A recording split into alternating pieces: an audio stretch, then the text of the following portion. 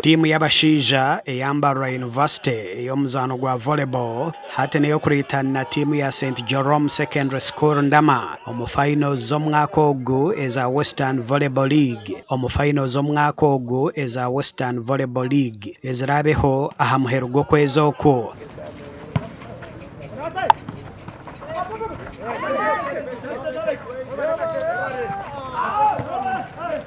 Mbarwa University yarabaho bwa nyuma yo kwiha mu timu ya Squad X ahabwa babushatu hari bibiri omu semifinal eyazanwa mu mwezi gw'eriizooba.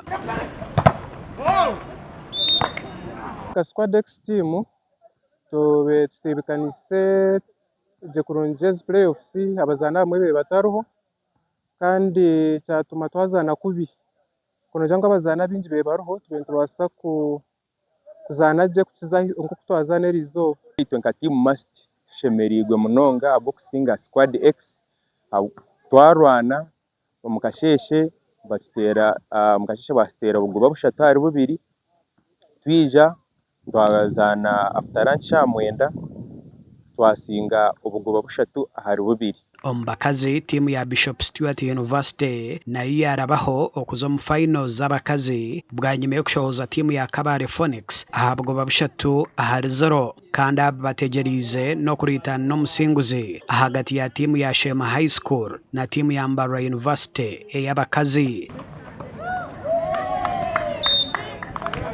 Omugandi omizano y'empaka za Western Basketball League eyazanwa eriizooba timu ya Wazei Basketball Club yagumizamu kukora kurungi mu mpaka ezi bwa nyuma yo kuteera timu y'Orukinga aha bigoba 67 hari 51 omizano eyazanirwa ha Chai Chantare School.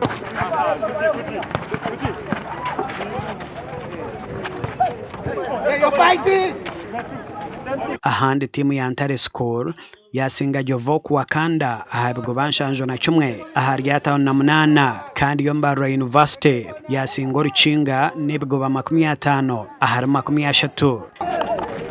Mana bakubiye katia weekend so far twinemizanena twazana hweshatu yona twagisinga nsima mukamo watu basa abo kubabyona ntwari kubikora kandi timu eriyoneye gatu yontwego tukubasa kuzana hamwe abo kuba turi n'abazani basiya bingi. Ndi Edwin Ram ahabwa TV West agacencwire. Yuru passe give me